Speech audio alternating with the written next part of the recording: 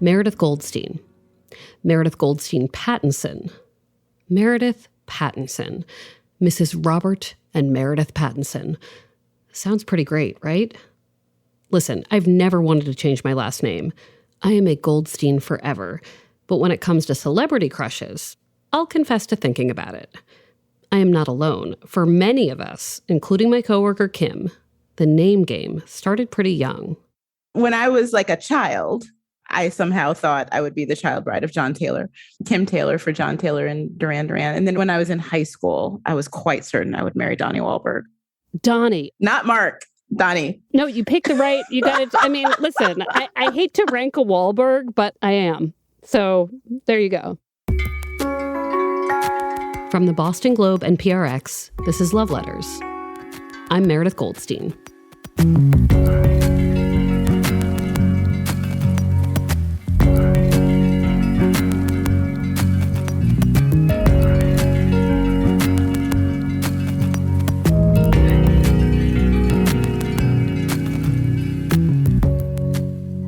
Welcome to Season 6. Boy, have I missed this, and you. I hope you've had good company over the last few months. Sometimes it feels like we'll never go back to pre-pandemic normal, whatever normal was. And maybe that's okay in some ways. I think a lot of people are asking themselves, wait, what makes me happy now? What rules have I been following my whole life that don't actually benefit me at all? This season is all about throwing those rules out the window, breaking those rules, doing things you aren't supposed to do.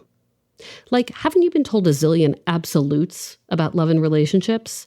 Such as, cheaters always cheat, or the first person someone dates after a long relationship must be the rebound. One rule that has never made sense to me is never go to bed angry. Who wants to work at a conflict when they're exhausted? Sleep on it, please. And then there's that classic rule that if you're in your mid-40s and own a cotton candy machine and call your sister too many times a day, you'll be single forever. Okay, maybe that last rule hasn't been told to everyone, just me. But you get my point. Sometimes rules are meant to be broken. So all this season, we're going to hear about how people have done just that.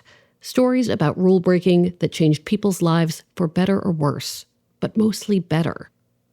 I want to start with the story of a colleague. She's someone you've probably seen a lot of on TV. She's the Duran Duran fan you heard from at the start of the episode. My name is Kimberly Atkins-Storr. I am the senior opinion writer and columnist at the Boston Globe. I am 48 years old, and I'm coming to you from my living room in my Washington, D.C. home, which I share with my husband, Greg Storr. I met Kim when I first started writing for the Boston Globe in 2001. I was in my mid-20s. She was a few years older and had already been a lawyer and had changed careers to do journalism. She was so smart, funny, dedicated to her work. Ever since those days covering local news together, I've watched her blossom. In those 20 years, she went on to work for many other media outlets. Like sometimes I'd be at my desk, eating a sandwich, and there she was on MSNBC. She returned to the Globe in 2020 as a columnist. Point being, Kim is a person whose name means a lot. And maybe that's why when she recently did something very traditional seeming, it felt like she was breaking this big rule. To understand all this, we first need to rewind a bit, back to her Duran Duran days.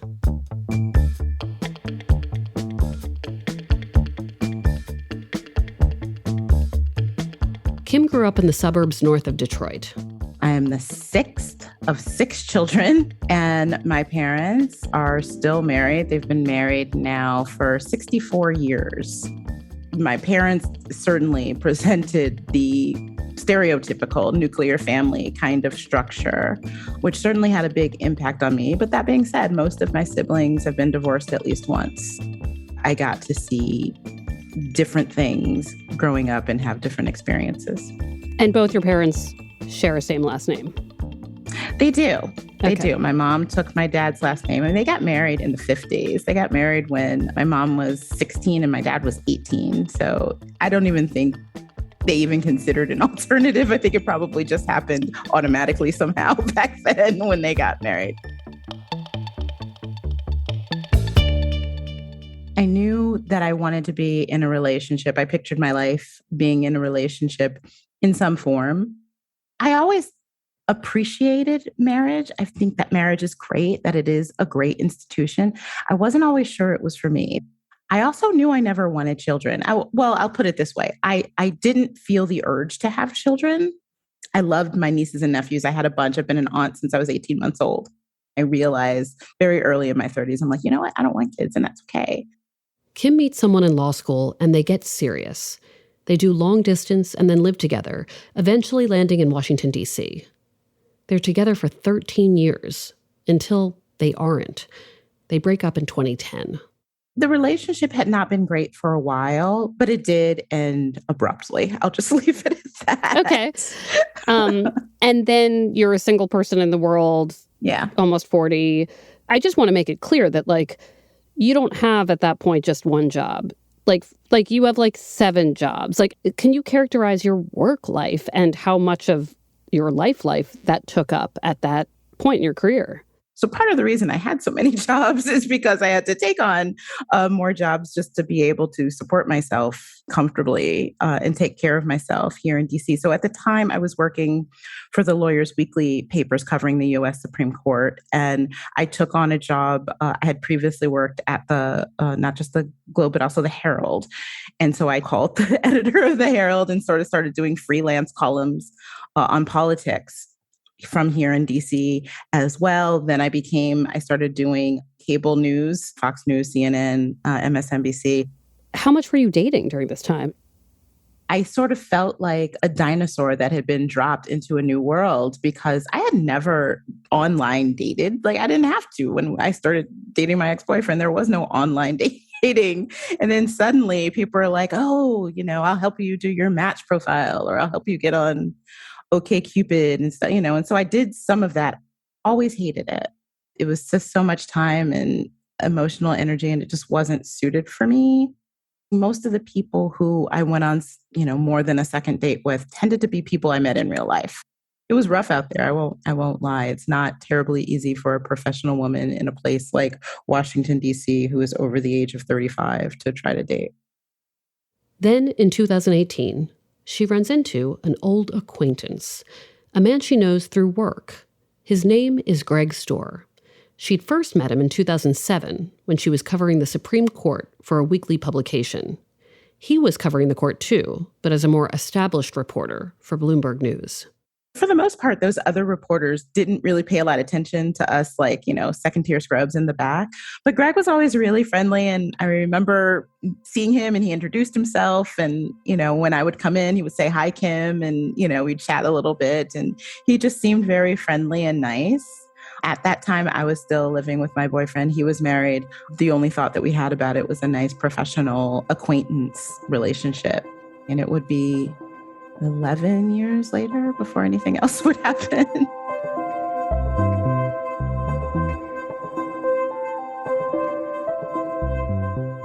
So take me to 11 years later.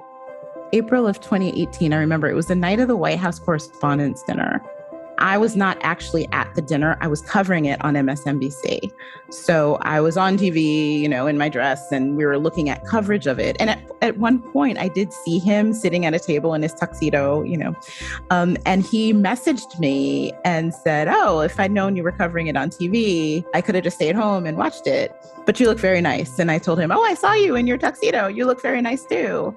And he said, I've been meaning to ask if you wanted to grab a drink sometime. And I said, oh, sure. So I actually took a screenshot of the conversation because afterwards I thought, wait a minute. Did Greg Storr just ask me out? Or did, people, you're like, oh, we should meet up for drinks sometimes.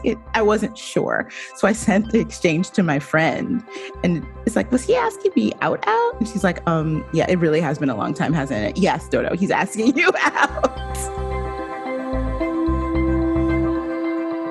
If I had known Greg Storr was an option, I might have asked him out before he asked me out because he's a great guy, he's cute, he's very smart. It just never occurred to me. So I was pleasantly surprised. So then what happens? So we went out on a date. It was funny. We had, speaking of all my jobs, We had a 45-minute window because I wanted to get the date in, but I was about to go out of town to China. And I wanted to get it in before I left, but I only had a 45-minute window before I had to go do a TV hit. We ended up at Haleo, a tapas place. We got an outdoor table, which was it was a beautiful night. And yeah, we ordered some cheese, and I think he got a Moscow Mule and I got a glass of wine. There's enough chemistry on that date that they squeeze a second one in before Kim leaves for China. She feels momentum. I was in my 40s. He was in his early 50s.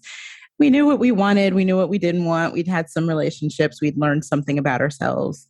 He had 2 children they were both high school age at the time. Now they're both in college. We both realized we didn't really want a casual thing.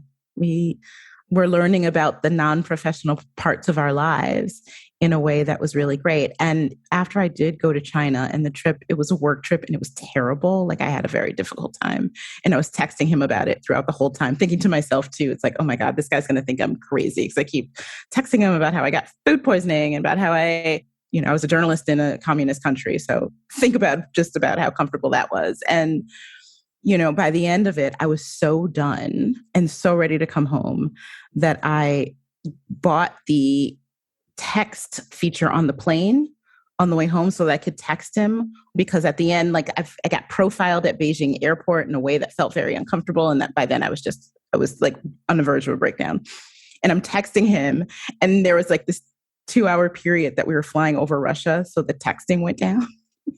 And then when I got on the other side, I was like, oh my God, I was over Russia and I couldn't I couldn't keep texting you. And I'm thinking, I'm a basket case. I'm a basket case.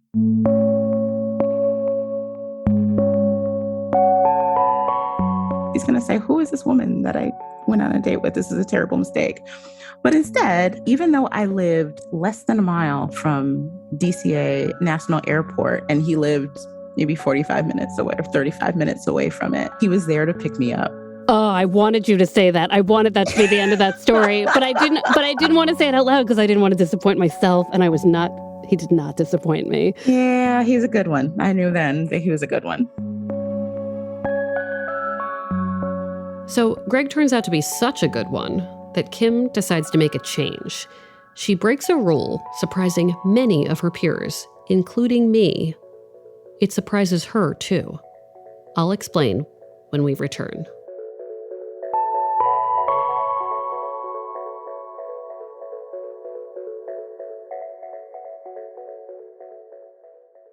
Here at Life Kit, NPR's self-help podcast, we love the idea of helping you make meaningful lifestyle changes. Our policy, don't be too punishing on yourself or too grand in your goals, which is why we've got shows on how to help you make little nudges to your behavior and create habits that stick. Join Life Kit to get the tools you need. Listen to the Life Kit podcast from NPR. Okay, we're back. So Kim and Greg, reacquainted and now coupled, are ready to get serious. They're really into each other. In 2019, she meets his kids, who were 18 and 15 at the time. We met at Nat Stadium at a baseball game, which was really perfect. They had some friends there too. It was Greg's daughter, Grace. Her softball team was the one. If anyone's been to Nat Stadium, you know the running of the presidents, the race that happens. And so they got to hold the finished tape that they run through. And so it was a fun day for them to be there. And he invited me. And so we hung out at Nat Stadium, which was really perfect. I got to see him dadding for the first time, and then I got to meet the kids in a very low pressure environment. But they're wonderful. I could have met them anywhere and it would have been great. They're really wonderful kids. I know you said you were both serious, but it takes a little bit to make sure you can both be serious together. At what point did it become clear that you could be? I think it was after meeting the kids and seeing how easy it was. I didn't know. I had never dated someone with older children. I dated one person who had a child who was much younger and who didn't have custody of the child in any way, which actually is one reason why we broke up. I didn't like that. If I'm dating somebody who's a dad, I want him to be a dad. I want him to be engaged and really an active parent in a way that Greg certainly is. But, just being around them and having it be very natural. They talk about their mother in front of me all the time, and it's never a weirdness. And they were happy that their dad was seeing someone. and they wanted him to be happy, clearly. So I think once we knew that, then we were like, all right. Also, what happened pretty early on was we met each other's entire families at funerals for the other family. So very soon, maybe 5-6 months after we were dating, my sister passed away. And so I immediately flew to Detroit after that. And he was offering immediately to come out and join me. And I said, no, it's going to be a while before there's any service, but you don't have to come to that. And I came back. And of course, he came back with me to attend my sister's funeral. So I had been already sort of stressing a little bit about him meeting my family, because my family is a colorful bunch. So I was kind of planning like, maybe I'll introduce him to this sister first, and then that one, and then sort of like ease him into my parents, and then don't. No, he landed in Detroit and literally met everyone, all of my surviving siblings, my parents, my aunt, cousins I haven't seen in 20 years, like all in one pop, while also in a room where my sister was in an open casket, and he was completely fine.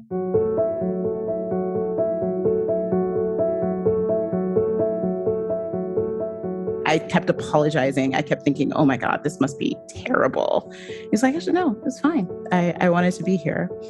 And then maybe 6 months after that, his mom passed away. And the same thing. He has a sister who lives in the DC area, and I had met her, and I think I met one of his other sisters. But then I went to St. Louis and met his dad and his whole extended family in that trip. And then I sort of understood what he meant by saying it was fine. I just wanted to be there for him, and to any extent I could provide support, I was happy to do it. And I really wanted to do it.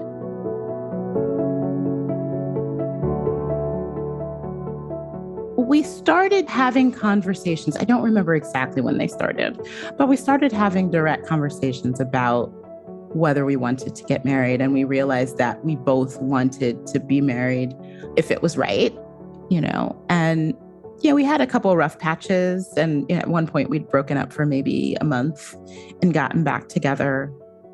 In 2020, on a trip, they start talking about wanting to be married. The plans start coming together.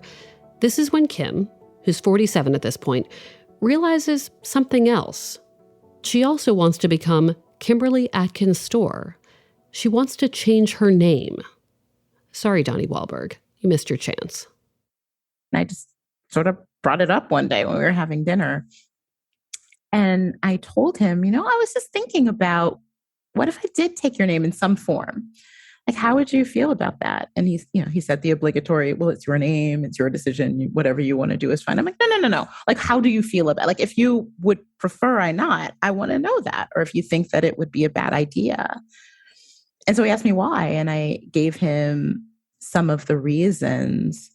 And he not only was okay with it, I think he really, he said he appreciated where I was coming from. Well, let's go through some of those, like, what were the reasons at that point? Yeah, so the overriding reason for me was I love him.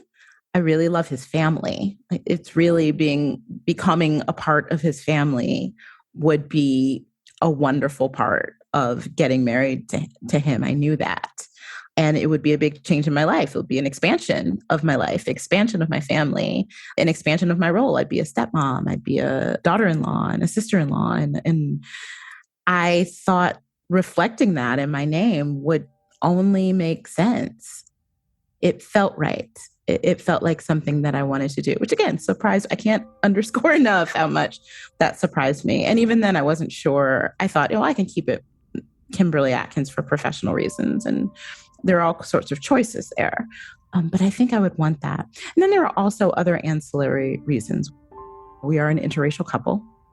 And there are times when we're in the checkout in the grocery store, and either another cashier would try to wave me over, or they'll try to put the divider down, figure out where they put it between us. And it's like, no, we're together. Like, people just don't realize that we're together sometimes.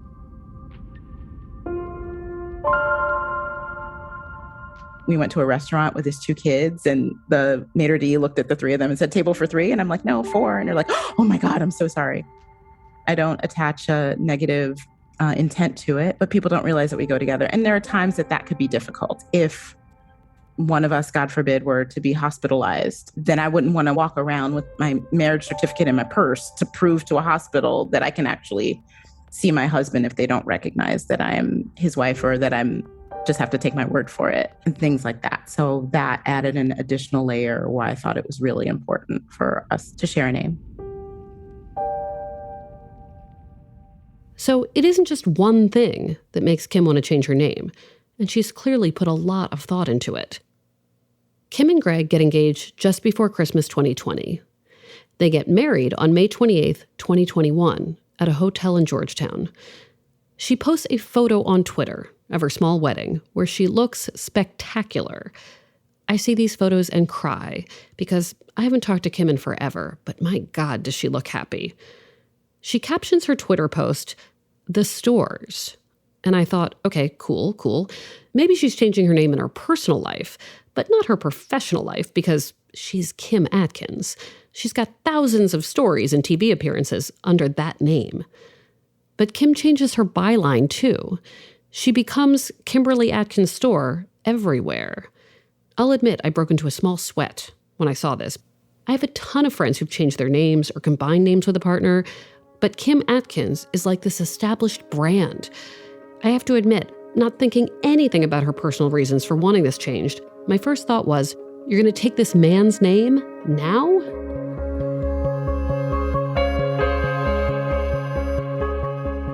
Apparently, I was not alone in this private reaction. In June, Kim writes a column to explain.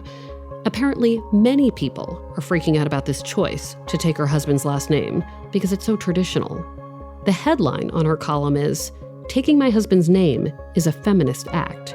In the piece, she talks about agency, about how feminism at its heart is about women making their own choices.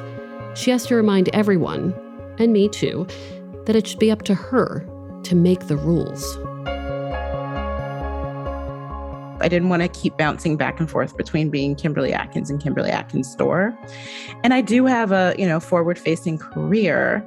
And for all the reasons that I was really proud and thought it was important to have Greg's name as a part of my name, I wanted it to be that way fully. And that included my professional life. And I didn't think it would be that hard for people to pick up. But at the same time, I was sort of bracing for people to say, "Oh, you're changing your name?" And I'm like, well, no, maybe people won't. It'll be fine. People understand. Oh, people totally brace. We're like, wait, you took his name. It's unusual. It's unusual.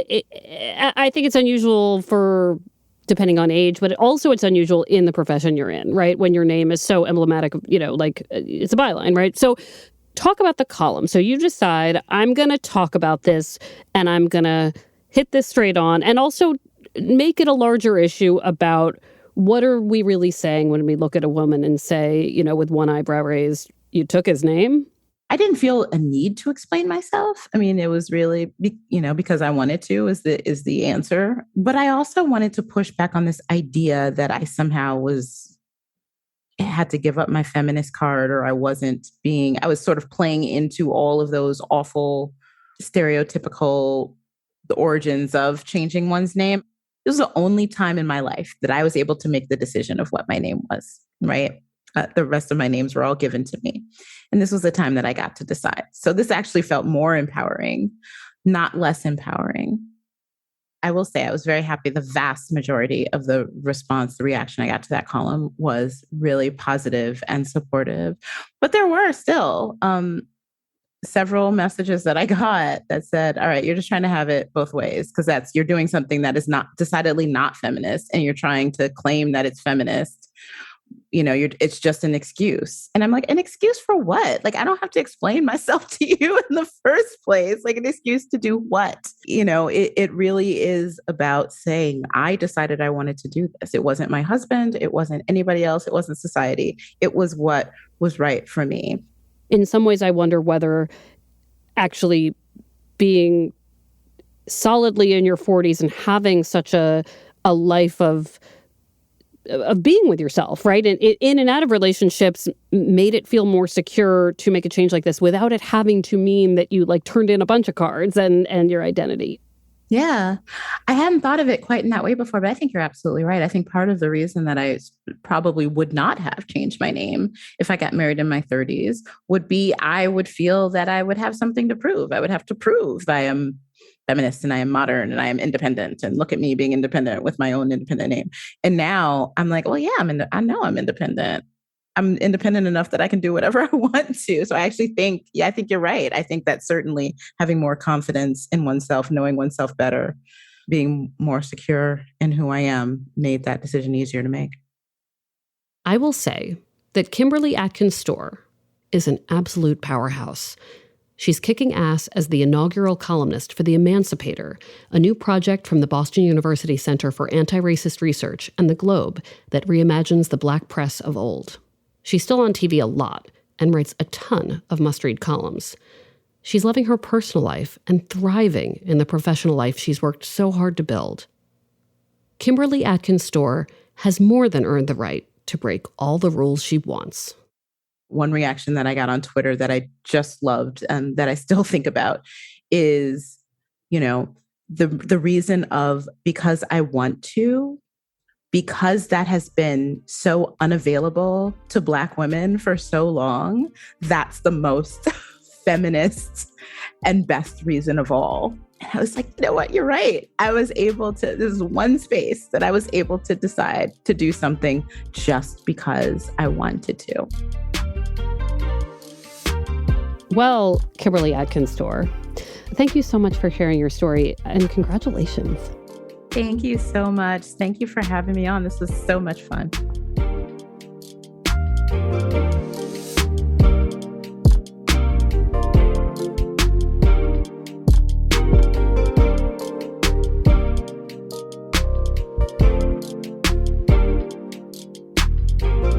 Love Letters is a production of the Boston Globe and PRX. Today's episode was produced by Caitlin Harrop and Scott Hellman. Ned Porter does our audio mixing, sound design, and mastering. Devin Smith does our audience engagement. Love Letters illustrations by Ashanti Davis. Check them out on the Love Letters Instagram. Special thanks to Brian McGrory and Linda Henry. Our music is from APM. Love Letters is also an advice column.